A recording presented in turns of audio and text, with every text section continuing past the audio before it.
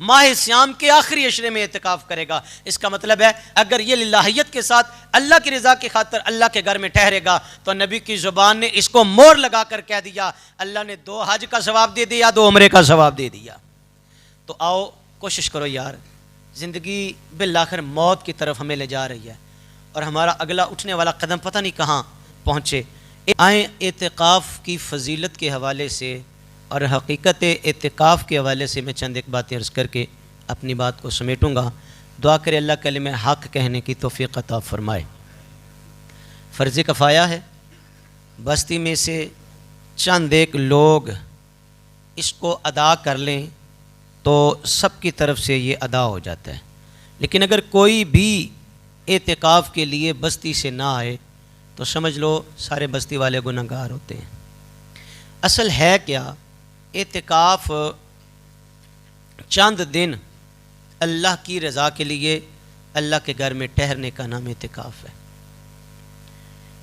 عورت کو حکم ہے وہ اپنے گھر میں رہے، اور گھر میں بھی ہمیں کوشش کرنی چاہیے گھر کا ایک حصہ مختص کریں اللہ کی عبادت کے لیے، نوافل کے لیے، سنن کے لیے، اور وہ جگہ جسے مسجد بیت کہتے ہیں ایک حصہ اپنے گھر میں ضرور مقرر کریں۔ عورت کو چاہیے کہ وہ حصہ جو مقرر کیا گیا یا اگر پہلے نہیں تھا تو اب وہ ایک حصہ مقرر کر لے کہ میں وہاں اللہ کی رضا کی خاطر اعتکاف پہ چند دن یہاں گزاروں گی۔ اعتکاف ایک سنت ہے، ایک واجب ہے، ایک مستحب ہے۔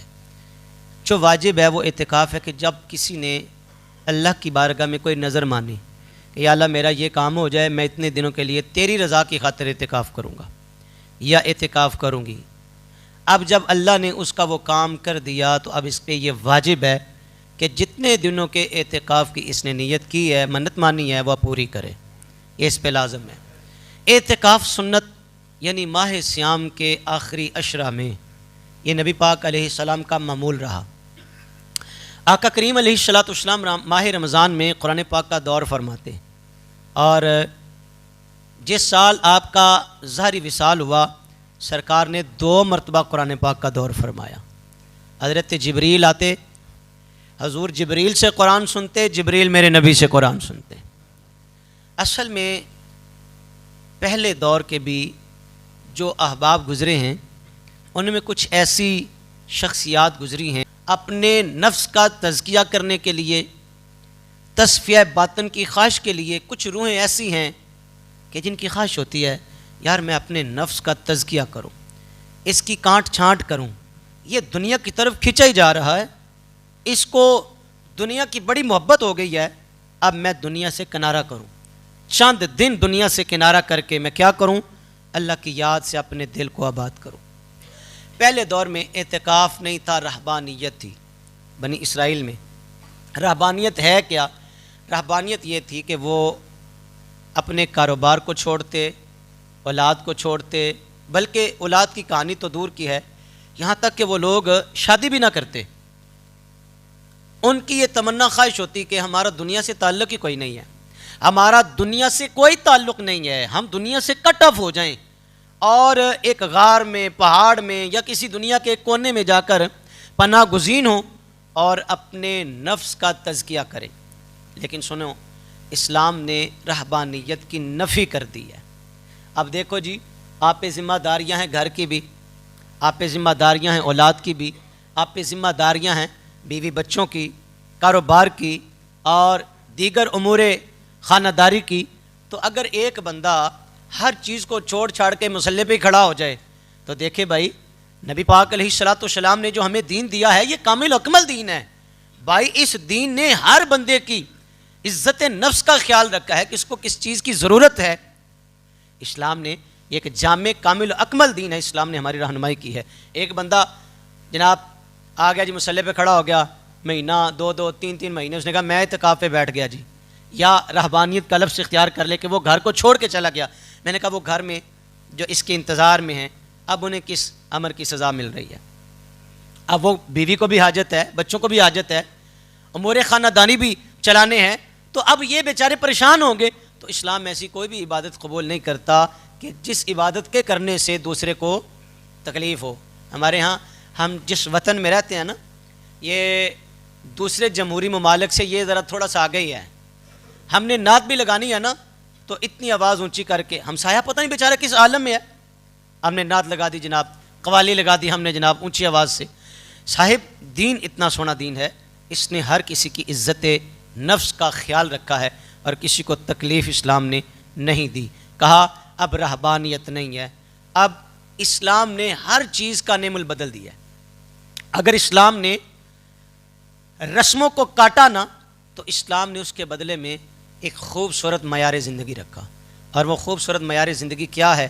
اگر اسلام نے سود کو ختم کیا نا، سود کو حرام کیا، تو اسلام نے اس کے بدلے میں زکوٰۃ، صدقات و خیرات، قرض حسنہ کا نظام دیا. اللہ اکبر، تم زکوٰۃ ادا کرو اللہ تیرا سارے مال پاک کر دے گا. قرض حسنہ دو، کسی کی کام آؤ، اللہ تیرے کام آسان فرما دے گا. شراب کو حرام کیا اور ایک ہی مرتبہ حکم نہیں آیا، 2-3 مرتبہ شراب کے حرام ہونے کا حکم آیا. اس کی حرمت میں 2-3 مرتبہ احکام ربانی نازل ہوئے. پھر قربان جائیں، اس کا نعم البدل نشہ عشق رسول عطا کیا. اللہ کی ذات کا نشہ جس کو چڑھ جائے نا تو جس ہمارے سے بھی کٹ رہا ہو پھر پرواہ نہیں ہوتی. جسے رب کے نام کا نشہ آ جائے پھر اسے دنیا کی کوئی معمولی یا بڑی سے بڑی تکلیف بھی اس کے سامنے ہیچ ہوتی ہے. تو کربلا میں عشق الہی تھا، عشق جیتا. لوگوں نے کہا معاذ اللہ یزید جیتا، نہیں، خدا کی قسم کربلا میں عشق حسین جیتا ہے، عشق حسین جیتا. تو اسلام نے نعم البدل دیا. رہبانیت کا نعم البدل کیا ہے؟ اعتکاف. اللہ کے گھر میں 10 دن کا رمضان المبارک کے آخری عشرے کا اعتکاف اگر کوئی بندہ للہیت کے ساتھ کرے گا، اللہ کی رضا کی خاطر کرے گا. سونا میرے کملی والے علیہ السلام کا کتنا سونا فرمان ہے. سرکار فرماتے ہیں جس نے ماہ سیام کے آخری عشرے کا اعتکاف کیا اللہ اسے 2 حج اور 2 عمرے کا ثواب عطا فرماتا ہے. کتنی بڑی نعمت ہے بھائی. آج ہمارے وطن سے اگر ہم کیلکولیٹ کریں تو تقریباً 12-13 لاکھ روپیہ خرچہ آتا ہے حج پہ. ایک حج پہ. 2 حج پہ کتنا خرچہ آیا جی؟ تقریباً 25 لاکھ. ایک عمرے پہ تقریباً 2.5 لاکھ روپیہ خرچہ. یہ وہ ہے جو سفری معاملات ہیں، وہاں رہنے کے کھانے پینے کے جو معاملات ہیں یہ اس سے الگ ہے. اور ظاہر ہے جو حاجی جاتے ہیں ان کے پیچھے جو بستے ہیں ان کو بھی خواہش ہوتی ہے جناب ریون گئے تھے کھجوراں تے پانی سن تبرک ملے گا، تو نہ وہاں سے کھجوریں مفت ملتی ہیں اور اب تو پانی پہ بھی ٹیکس لیتے ہیں. سعودی حکومت نے پانی پہ بھی پیسے لینے شروع کر دیے. تو میرے بھائیوں یہ تقریباً 30-32 لاکھ کا منیمم یہ خرچہ ہے 2 حج اور 2 عمرے کا. لیکن اس کے باوجود کسی کے پاس گارنٹی نہیں ہے کہ جو میں حج اور عمرہ کر کے آیا ہوں یہ مقبول ہے، اس کا ثواب ملے گا. کیوں؟ ہو سکتا ہے نیت میں کھوٹ آ گئی ہو سکتا ہے جو پیسے اس نے خرچ کیے ان میں کوئی کمی کجی رہ گئی ہو. لیکن سنو میرے نبی کی حدیث، اما ینطق عن الہوا ان ہوا الا وحی یوحا. ساڈے نبی دی زبان ساڈے واسطے قرآن. حضور نے فرمایا اللہ اسے 2 حج کا 2 عمرے کا ثواب دے گا جو اللہ کی رضا کی خاطر ماہ سیام کے آخری عشرے میں اعتکاف کرے گا. اس کا مطلب ہے اگر یہ للہیت کے ساتھ اللہ کی رضا کی خاطر اللہ کے گھر میں ٹھہرے گا تو نبی کی زبان نے اس کو مور لگا کر کہہ دیا اللہ نے 2 حج کا ثواب دے دیا 2 عمرے کا ثواب دے دیا. تو آؤ کوشش کرو یار، زندگی بالآخر موت کی طرف ہمیں لے جا رہی ہے اور ہمارا اگلا اٹھنے والا قدم پتہ نہیں کہاں پہنچے. ایک نہ ایک دن موت کی وادی میں چلے ہی جانا ہے. تو ایک اور اس کی حکمت ہے اعتکاف کی، تزکیہ نفس، کہ اس کے دل میں جو غلاظتیں چڑھی ہیں نا دنیا کی وجہ سے یہ چند دن دنیا سے کٹ آف ہو جائے. اچھا کچھ احباب نا اعتکاف میں جب آتے ہیں تو ان کا یہ اللہ کی پناہ میں سارے لوگوں کی بات نہیں کر رہا، کچھ لوگ ایسے بھی ہوتے ہیں ان کی تمنا یہ ہوتی ہے کہ پتہ نہیں ہم نے نیند پوری کرنے کے لیے مسجد میں اعتکاف کیا یا پتہ نہیں کہ چلو یار 4 دن سوکھے گزرن گے، چلو یار ٹکر تو لبے گا نا صبح شام. ٹکر تو باہر بھی مل رہا تھا یار آپ کو. جس رب نے رزق کا وعدہ کیا وہ باہر نہیں کھلا رہا تھا. مسجد میں اعتکاف کا تو مقصد ہی بڑا عظیم تھا. اس میں اعتکاف کا مقصد تھا للہیت، اللہ کا قرب پایا جائے، اللہ کا پتہ تمہیں معلوم ہو. 10 دن تو اعتکاف میں بیٹھے وہ جو تیرے نفس کا تیز دھار آلہ تھا وہ ذبح ہو جائے، اور جب تو مسجد سے باہر نکلے تیرے چہرے پہ بھی رونق ہو، تیرے دل میں بھی جو ہے نا وہ نور کے اجالے پھوٹ رہے ہوں. ایک بزرگ تھے وہ اکثر ہی نا گوشہ نشین رہتے، دنیا سے کٹ آف رہتے، دنیا سے الگ تھلگ رہتے۔ کسی نے ان سے سوال کیا بابا جی کیا وجہ ہے آپ اکثر ہی دنیا سے الگ رہتے ہیں؟ تو بابا جی کا جواب بڑا ہی قابل غور جواب ہے، اور میں آپ سے یہ بڑے درد دل سے عرض کروں گا اس جواب کو نہ ذرا صرف اعتکاف کی حد تک نہ دیکھیے، زندگی کے پورے جتنے آپ کے ایام ماہ و سال ہیں ان میں اس بابا جی کے جملے کو شامل کیجئے گا۔ بابا جی نے کہا پتر گالا سلف پتہ کیے میرے کول ایک کتا ہے، میرے پاس ایک کتا ہے، اس کتے سے میں لوگوں کو بچاتا ہوں اور میں دنیا سے الگ ہو جاتا ہوں۔ میرے پاس ایک کتا ہے، اس کے شر سے میں اللہ کی مخلوق کو بچاتا ہوں۔ بھئی کتے سے بچنا چاہیے، بولو جی۔ بعض کتے ایسے ہیں جو ایویں بھونکتے رہتے ہیں، بعض ایسے ہیں جو کاٹنے والے بھی ہیں۔ میں کہتا ہوں دونوں سے ہی اللہ تعالیٰ اپنی پناہ نصیب کرے۔ تو سنیں یہ بزرگ اللہ کے ولی انہوں نے نفس کو بہت بڑا کتا قرار دیا۔ انہوں نے کہا کہ میرے پاس کتا، بابا جی وہ کون سا کتا؟ کہا میرا نفس ہے جو لوگوں کو کاٹتا ہے، جو لوگوں پہ بھونکتا ہے، اور میں دنیا سے الگ ہو جاتا ہوں، کٹ آف ہو جاتا ہوں دنیا سے، کہ چند دن اللہ کی مخلوق میرے اس نفس کے کتے سے محفوظ رہے۔ اعتکاف کی حقیقت بابا جی نے اصل میں یہ بھی بیان فرما دی کہ تو جب اعتکاف میں بیٹھے تو تیری زبان میں بھی حلاوت آئے، مٹھاس آئے، چاشنی آئے۔ اگر پہلے تو کچھ اور تھا تو اب چند دن جب تم نے اللہ کے گھر میں اللہ کی عبادت کے لیے قیام کیا تو پھر یہاں سے جانے کے بعد میں نے کہا تیرے چہرے پہ بھی نور کی کرنیں پھوٹے، تیرے دل کے اندر بھی نور کی کرنیں پھوٹے۔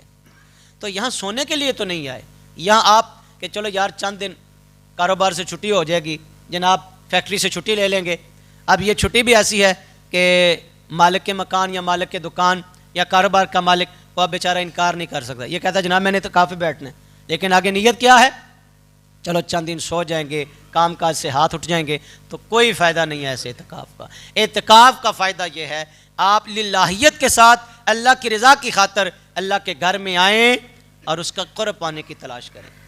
ایک حکمت یہ ہے ماہ سیام کے آخری عشرہ میں جو طاق راتیں ہیں ان میں ایک رات ایسی ہے جسے لیلۃ القدر کہتے ہیں، اور قرآن کہتا ہے انا انزلناہ فی لیلۃ القدر وما ادراک ما لیلۃ القدر لیلۃ القدر خیر من الف الشہر۔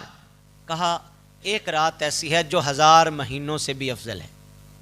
ایک رات اعتکاف کی ایک حکمت دراصل یہ تھی کہ لیلۃ القدر کی تلاش میں بندہ شب بھر جاگے، اللہ کی عبادت کرے اور اس کی چوکھٹ پہ سجدے کرے، قرآن پڑھے زیادہ سے زیادہ، اور اگر لیلۃ القدر کسی کو مل گئی تو قرآن کہتا ہے 1000 مہینے سے بھی افضل ہے۔ اور 1000 مہینے کی کیلکولیٹ کریں اس کو تو تقریباً 82-83 سال کی عبادت ایک طرف، ایک رات کی عبادت ایک طرف۔ مجھے بتاؤ پھر اعتکاف کتنا عظیم کام ہے۔ اعتکاف یہ مت سوچیں کہ ہمارے اوپر کوئی بوجھ آ گیا، نہیں، بوجھ نہیں آیا۔ کسی بزرگ سے نا یہ ہم کہتے ہیں رنگینیاں دنیا کی دیکھیں، تو دنیا کی رنگینیاں یہ دھوکہ ہیں صاحب، یہ دھوکہ ہے۔ آپ نے اس دنیا کے دھوکے کو دیکھا، اس نے کسی کو بھی نہیں چھوڑا، اپنوں اور بیگانوں کے ساتھ دھوکے کیے، اس نے اپنے بیگانوں کو کہاں سے کہاں تک پہنچا دیا۔ تو ایک بزرگ تھے نا، وہ گوشہ نشینی اختیار کر لی، تو بادشاہ کا گزر ہوا یا کسی اور بندے کا گزر ہوا تو اس نے کہا بابا جی کیسے گزارا کر لیتے ہیں آپ اس تنہائی میں، کیسے گزارا کر لیتے ہیں؟ اللہ اکبر۔ تو بابا جی نے کہا تمہیں کس نے کہا میں تنہا ہوں؟ تمہیں کس نے کہا میں اکیلا ہوں؟ تمہیں کس نے کہا میں کبھی اس سے سنتا ہوں کبھی اپنی سناتا ہوں؟ میں تو دم دم اپنے مولا کے ساتھ ہوں، اور جب میرا جی چاہتا ہے میں اپنی سناؤں تو میں نماز پڑھتا ہوں، اور جب میرا جی چاہتا ہے اس کی سنوں تو میں اس کا قرآن پڑھتا ہوں۔ یہ اصل مقصد تھا اعتکاف کی اصل جو حقیقت تھی وہ یہی تھی کہ اس نفس کو جو دیگر دنیاوی لغزشیں ہیں، جو دنیا کی وجہ سے اس ہمارے سینے میں جو دل ہے نا، اس پہ کینہ، حقد، بغض، عناد، حسد کی جو بیماریاں اور گند چڑھ گیا ہے نا، اعتکاف کا اصل مقصد یہ تھا کہ اس کو دھو لے، اس کو صاف کر لے۔ اللہ ماشاءاللہ، میں نے کہا سارے لوگ ایسے بھی نہیں ہوتے، کچھ واقعی اللہ کی رضا کی خاطر اعتکاف کے لیے آتے ہیں۔ اور جو اعتکاف کے لیے آتے ہیں، یار دنیا میں میرے نبی کی حدیث مبارکہ ہے، روئے زمین پر سب سے افضل جگہ رب تعالیٰ کا گھر ہے، بہترین جگہ مساجد ہیں، اور وہ بندہ کتنا خوش نصیب ہے جو سوتا بھی مسجد میں ہے، جاگتا بھی مسجد میں ہے۔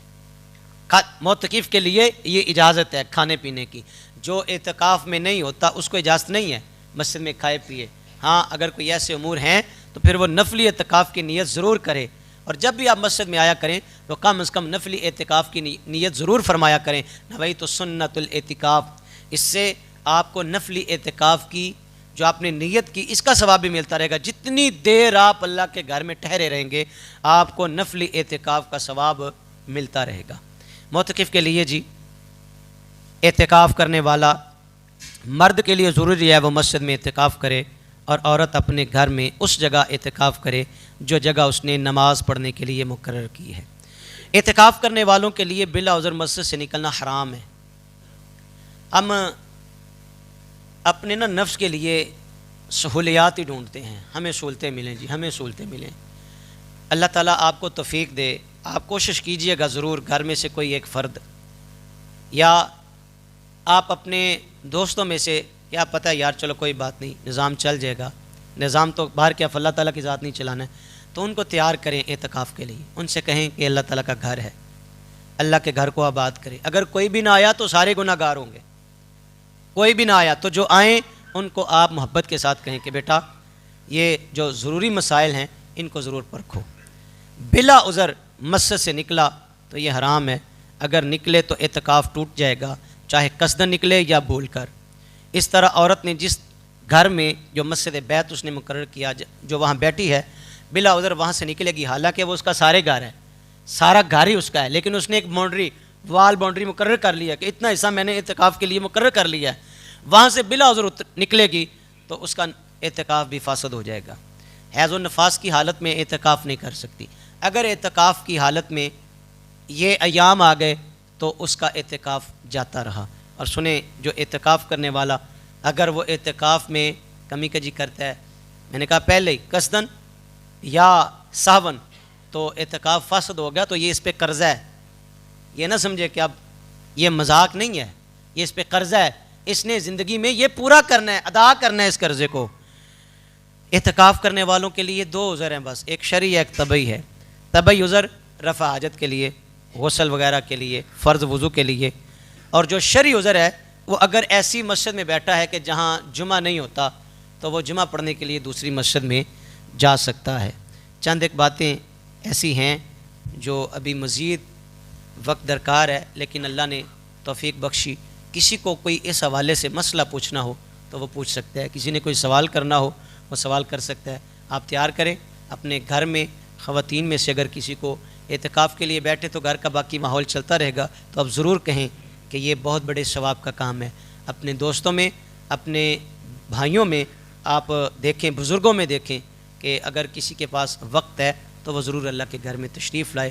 اللہ ہمیں عمل کی توفیق دے۔ وما علینا الا البلاغ۔